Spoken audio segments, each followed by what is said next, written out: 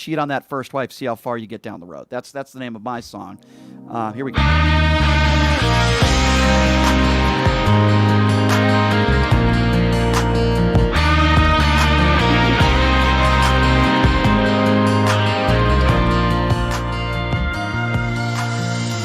Sucker punch somebody with a Biden shirt. Carjack a school district administrator. Pull a gun on an innocent man jogging. Yeah, you think it's cool, wear that MAGA hat. Attack a cop on January 6th. Confederate flag in the front of your home. Yeah, you think you're tough. Cheat on that first wife. See if you get caught down the road. Round here, insurrectionists go to jail. You cross that line, you won't take long for you to find out. I recommend you don't. Cheat on that first wife. See if you get caught down the road. All right, that's enough. I can't do it anymore. If that were somebody writing a novel or their autobiography, that would be defined as a first draft nunchuck right there. That would I mean, it's somewhat catchy, right? That was interesting. That's the word I'll use for that. Listen. He did cheat on his first wife in a dive bar. He did. And those are my lyrics. Cheat on that first wife. See if you get caught down the road. So I hope you all enjoyed that. What would you give me on a scale 1 to 10? You want me to be brutally honest? Yeah. I don't expect to be. That was a little rough, my friend. I'm not gonna lie to you. Myself and Nunchuck were it's meant to be funny. Struggling a little bit. It's meant for pure entertainment. It worked. I was over here chuckling. I was chuckling. I heard some dogs. Yes. Okay. It was meant to be funny. It was. I'm mocking. It was. It wasn't meant to be professional. I'm mocking Jason Aldean for the moron that he is. Again, this is a guy. All the dog whistles, by the way, are in this video. For people that don't even know, he's doing the video in front of a monument or a building, a government building, where they lynched black people. Okay. Black people were lynched. And then when he was asked about that, he said, "Oh, I didn't know." He plays stupid. He knew exactly where he was doing that song in front of. He knew it. And all the depictions in that video, people are going to say, "Oh, it's not about race. There's white people committing the crimes." All the violent acts portrayed in that video are from Black Lives Matter protests. You could take any of those lyrics or violence, and you could also pertain it to January 6th. But Jason Aldean will never do that. And he's not from a small town. He's full of crap. He's never been from a small town. No. And that he's also a liar. And by the way, his ex-wife called him Insurrectionist Barbie. And I thought that was like the greatest name for him. And his new wife, by the way. And they sell Biden memorabilia, anti-Biden memorabilia, because his wife has nothing better to do. It's an embarrassment. And Jason Aldean is an embarrassment. And sadly, you know who wins here, Chris? Jason Aldean. Jason Aldean is the guy who wins here because he's got a #1 song.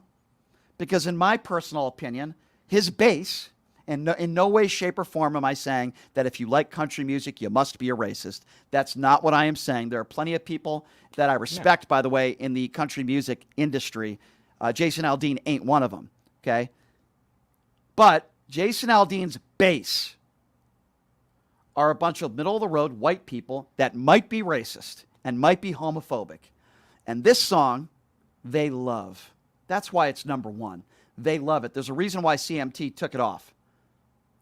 Because of the dog whistles in this song, and because it has racial connotations, and it attacks one side. When you see two black people walking into a gas station and a white guy punching them, and the idea that these sorts of crimes don't happen in small towns is also a lie. If you're in a town of 3,000 people, chances are, out of 3,000 people, there's probably not going to be a lot of violent criminals that are going to be robbing banks and raping people out of 3,000 people. And by the way, I hope that doesn't happen. But of course, if you're in a big city, there's more people and there's going to be more crime. But the idea that these crimes don't happen in small towns is a lie. Ask black people decades and decades and decades ago of the lynchings that took place in these small towns. Apparently, Jason Aldean doesn't know his history, that's for sure. But this is the same guy who doesn't want Black History Month. This is the same guy who doesn't want a Gay Pride Month. This is the same guy who wants this country looking like just a bunch of white people. That's Jason Aldean. He's pretty much said that, and he's talking about that when he says, we take care of our own. But I'll tell you something, man. He didn't take care of his own on October 1, did he?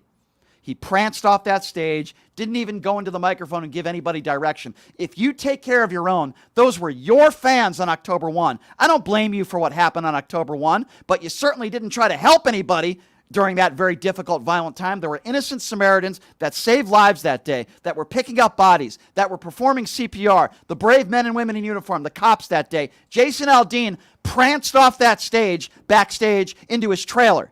And then the next day, we should call him a hero because he went to the hospital for an hour and spoke to a couple people and then dodged right out of town. Never came back to do any charity concerts here. And we're supposed to look to this guy as some sort of hero? He's the opposite of a hero. He's the opposite. But we're supposed to support this guy. And let me also be very clear. Rap music and hip-hop music, because that's the go-to with some of these white people that are country music fans that defend Jason Aldean. What about the rap music? This is called whataboutism. If a rap artist, and I've always said this about rap music, because I'm a fan of some hip-hop, but if a rap artist condones violence or sexual assault or any sort of crime, I'm against that also, and I'll speak about that until the cows come home. You see, you could be against both. I'm against rap artists and hip-hop artists that condone violence in any way, shape, or form, or any type of racism, and I'm against Jason Aldean. It just so happens that Jason Aldean is one of the most popular country singers of all time, certainly today. That's why we're talking about Jason Aldean. I suppose you could take some obscure lyrics from somebody. Wrong is wrong. Condoning any type of violence, and when you say, go down this road and see how far you can get, and he's bragging about his grandfather's gun, he's promoting vigilantism. He's promoting violence. That's what this video is about. And if you don't believe me, just watch the video. So if you like the song, by the way, I think the song sucks.